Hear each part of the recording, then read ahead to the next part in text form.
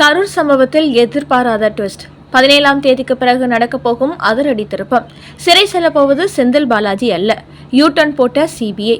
அடுத்த சம்மன் யாருக்கு தெரியுமா? அறிவாலயத்தை ஆட்டம் காண வைத்த டெல்லி லீக்ஸ்.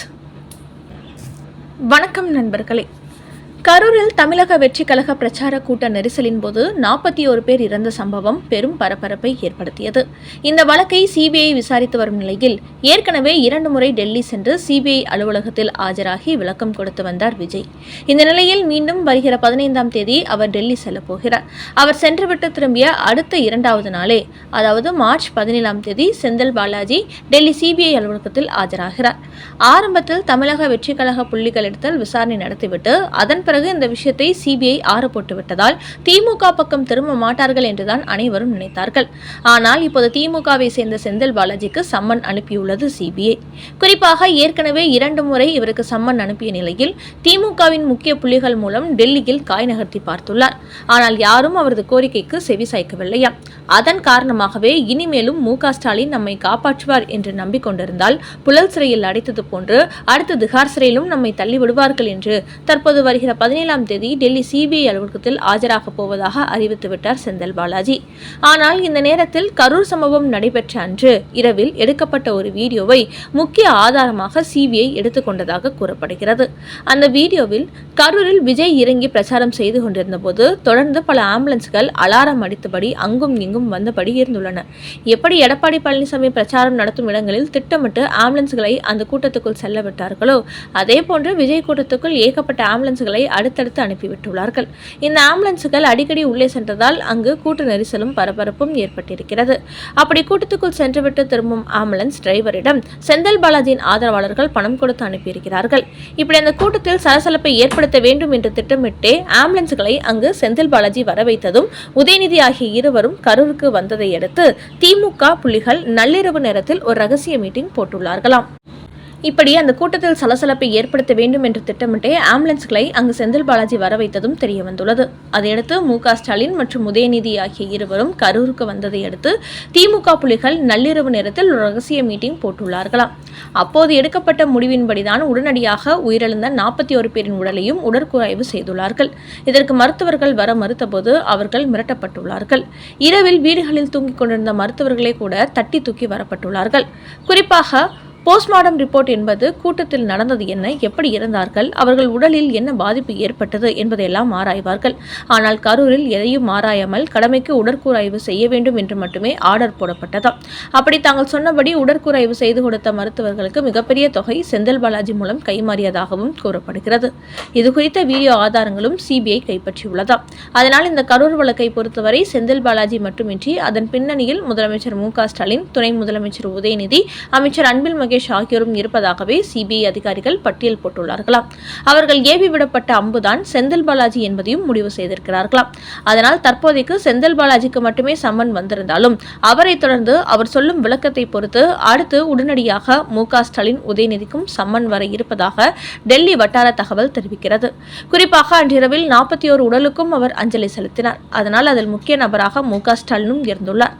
அப்படி அவர்களுக்கு சம்மன் அனுப்பும் போதுதான் எதற்காக மருத்துவர்களை மிரட்டி ஒரே இரவில் அத்தனை உடல்களையும் உடற்கூராய்வு செய்தீர்கள் என்பது குறித்து மு.க. ஸ்டாலினிடத்தில் விளக்கம் கேட்கப் போகிறதாம் சிபிஐ. குறிப்பாக அந்த மருத்துவமனை உள்ளிட்ட பகுதிகளில் கிடைத்த வீடியோ ஆதாரங்கள் தான் தற்போது கரூர் சம்பவத்தில் கூட்ட நெரிசலையும் தாண்டி வேறு ஏதோ ஒன்று நடந்திருக்கிறது என்ற சந்தேகத்தை சிபிஐக்கு ஏற்படுத்தியிருக்கிறதாம்.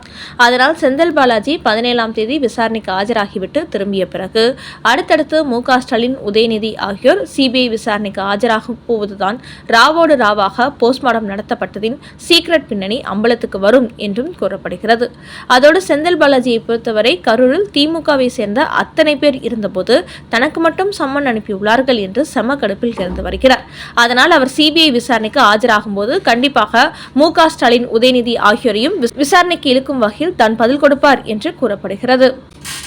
அதை வெளிப்படுத்தும் விதமாகவே அவர் அளித்த ஒரு பேட்டியில் திமுகவை சேர்ந்த அத்தனை பேர் வந்து நின்ற போதும் எனக்கு மட்டும் சம்மன் அனுப்பியுள்ளார்களே என்று அவர் தனது ஆதங்கத்தை வெளிப்படுத்தியிருந்தார். அதனால் இந்த கரூர் சம்பவத்தை பொறுத்தவரை அதில் தான் சிக்கிக்கொள்ளாமல் இந்த விஷயத்தை மு.க. ஸ்டாலின், உதயநிதி பக்கமும் திருப்பிவிட வேண்டும் என்று அவர் திட்டமிட்டு இருப்பதாக கூறப்படுகிறது. அதனால் இந்த கரூர் சம்பவத்தில் அடுத்தடுத்து எதிர்பாராத பல ட்விஸ்டுகள் நடக்கும் என்பது தெரிய வந்துள்ளது. அடுத்த செய்தி, ரஜினி ரசிகர்களை திமுக பக்கம் இழுக்கும் மு.க. ஸ்டாலின். ஆதவ் அர்ஜுனா சொன்னதை வைத்து திமுக செய்யும் அடுத்த அரசியல். கருணாநிதி காலத்தில் திமுகவுக்கு ஆதரவாக குரல் கொடுத்திருக்கிறார் நடிகர் ரஜினிகாந்த். என்றாலும் கடந்த 2021 சட்டமன்ற தேர்தலுக்கு முன்பு தமிழ்நாட்டில் 2 திராவிட கட்சிகளும் மாறி மாறி ஊழல் செய்கிறார்கள் என்று சொல்லிக் கொண்டுதான் புதிய கட்சி தொடங்க தயாரானார். அப்போது இங்கே சிஸ்டம் சரியில்லை, எல்லா சிஸ்டத்தையும் மாற்ற வேண்டும் என்று குரல் கொடுத்தார் ரஜினிகாந்த். குறிப்பாக திமுகவை அப்போது அவர் மிக கடுமையாக எதிர்த்தார். இருப்பினும் கடைசி நேரத்தில் கட்சி தொடங்குவதை விட்டுவிட்டு பின்வாங்கினார் ரஜினி. இந்த நிலையில் இந்த 2026 சட்டமன்ற தேர்தலில் இன்னொரு நடிகரான விஜய் புதிய கட்சி ஆரம்பித்து மு.க. ஸ்டாலினுக்கு அடுத்த தலைவலியை கொடுத்திருக்கிறார். இவரும் ரஜினியைப் போலவே திமுகவை எதிர்ப்பதால் மு.க. ஸ்டாலினுக்கு பயம் ஏற்பட்டுள்ளது. என்னதான் வலுவான கூட்டணி அமைத்தாலும் சிறுபான்மையினர் ஓட்டுகளை பிரித்து திமுகவின் தோல்விக்கு வழிவகுத்து விடுவாரோ விஜய் என்று கலக்கத்தில் இருக்கிறார் மு.க. ஸ்டாலின். இப்படியான நிலையில் விஜய் மற்றும் ரஜினி ரசிகர்களுக்கிடையே மோதல் இருப்பதால் அதை பயன்படுத்தி ரஜினி ரசிகர்களை திமுக பக்கம் இழுக்க வேண்டும் என்று தற்போது மு.க. ஸ்டாலின் ஒரு அரசியலை கையில் எடுத்திருக்கிறார். அது என்னவென்றால், நேற்று தமிழக வெற்றிக் கழகம் சார்பில் நடைபெற்ற கண்டன ஆர்ப்பாட்ட கூட்டத்தில் பேசிய ஆதவ் அர்ஜுனா ரஜினி குறித்து சில கருத்துக்களை கூறியிருந்தார். அதாவது, கடந்த 2021ஆம் ஆண்டு தேர்தலுக்கு முன்பு ரஜினி அரசியலுக்கு வர நினைத்தார். ஆனால் திமுக அவரை மிரட்டியதால் அவர் அரசியலுக்கு வரவில்லை என்று கூறியிருந்தார். அதோடு எங்கள் தலைவர் விஜய் இந்த மிரட்டலுக்கு அஞ்ச மாட்டார், அவர் தைரியமானவர் என்று ஆதவ் அர்ஜுனா பேசியிருந்தார். அவரது இந்த பேச்சை தற்போது திமுகவினர் சலசலப்பாக்கி ரஜினி ரசிகர்களை தங்கள் பக்கம் திருப்பும் அரசியலை கையில் எடுத்துவிட்டார்கள். இதுகுறித்து திமுக அமைச்சர் ரகுபதி வெளியிட்டுள்ள ஒரு செய்தியில், ரஜினிகாந்தை எவராலும் மிரட்ட முடியாது, அவர் எந்த மிரட்டலுக்கும் அடிபடிய மாட்டார். அவரை திமுக மிரட்டியதாக கூறுவது அப்பட்டமான பொய். ரஜினிகாந்த் எப்போதுமே எங்களுக்கு மிக நெருங்கிய நண்பர். 1996 தமிழ்நாட்டில் திமுக ஆட்சிக்கு வர வேண்டும் என்று குரல் கொடுத்தவர். அவருக்கு நாங்கள் எப்போதுமே உறுதுணையாக நிற்போம். ரஜினி எப்போதும் தங்களது ஆதரவாளர். ரஜினியும் மு.க. ஸ்டாலினும் நெருங்கிய நண்பர்கள் என்பது போன்று அவர் ஒரு செய்தி வெளியிட்டுள்ளார். குறிப்பாக சோசியல் மீடியாவில் ரஜினி குறித்து ஆதவ் அர்ஜுனா சொன்ன இந்த செய்தியை வைரலாக்கி வரும் திமுகவினர் இதை வைத்து ரஜினி விஜய் ரசிகர்களுக்கிடையே ஒரு மோதலை உருவாக்கிவிட்டுள்ளார்கள்.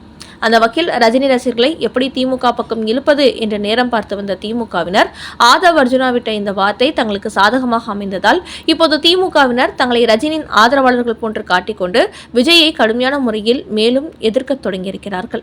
இதன் காரணமாக ரஜினி விஜய் ரசிகர்கள் மோதல் இன்னும் உச்சம் தொட்டு ரஜினி ரசிகர்கள் திமுக பக்கம் திரும்பும் சூழலை உருவாக்கியிருக்கிறது.